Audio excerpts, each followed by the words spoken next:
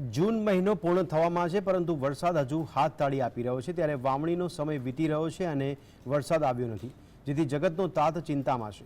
ખેડૂતોનું એક જ દર્દ છે કે મેઘ તું મહેર કર, ચાતક નજરે રાહ જોનારાની વ્યથા તું સમજ।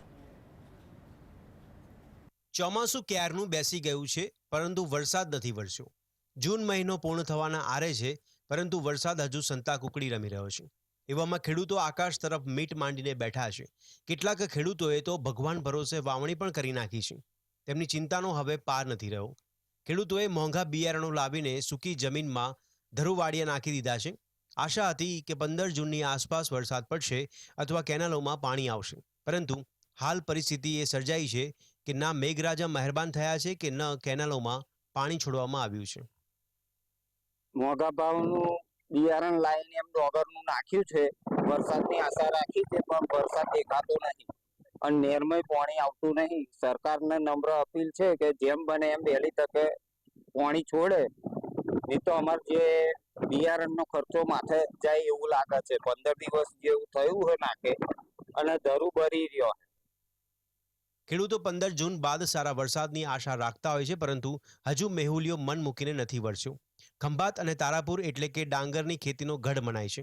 ડાંગર જેવા પાક માટે પાણી એ તાતી જરૂરિયાત છે, પરંતુ આખો વિસ્તાર હાલ સૂકો ભટ્ટ ભાંસી રહ્યો છે। વરસાદ પણ નથી વરસતો, કેનાલોની અંદર પાણી પણ નથી, જેને લઈને ખેડૂતો હાલ ભારે ચિંતાની અંદર મુકાયા છે કે મોંઘા ભાવના બિયારણો ક્યાંક ફેલ ના જાય। ખેડૂતો પોતે ખેડૂતો કેનાલોમાં પાણી છોડવામાં આવે તેવી સરકાર પાસે માંગ કરી રહ્યા છે।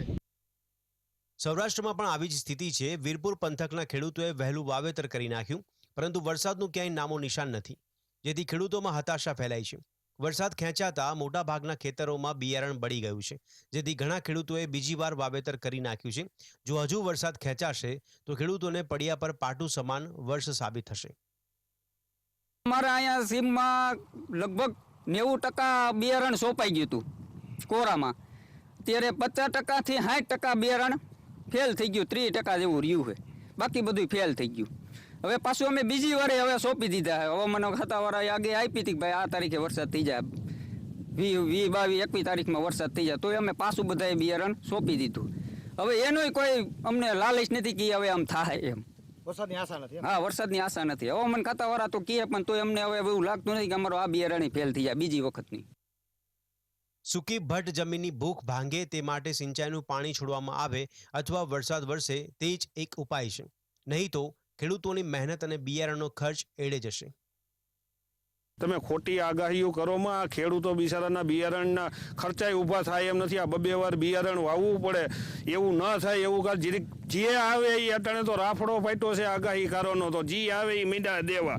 હાલો સારા એવા વરસાદ છે, તાંબાના પતરા ઉપર લખી લેજો, બાયણા બંધ કરી દીજો, આવી આગાહીઓ દે અને ટીપું વરસાદ નથી પડતા। ખેડૂતોનું એક જ દર્દ છે કે મેઘા તું મહેર કર, ઝાપટા બનીને ન વરસ, મેહુલિયા તું મન મૂકીને વરસ, ચાતક નજરે રાહ જોનારાની વ્યથા તું સમજ। ધવલ બ્રહ્મભટ્ટ સાથે કિશનસિંહ મોરબિયા, GSTV, વીરપુર।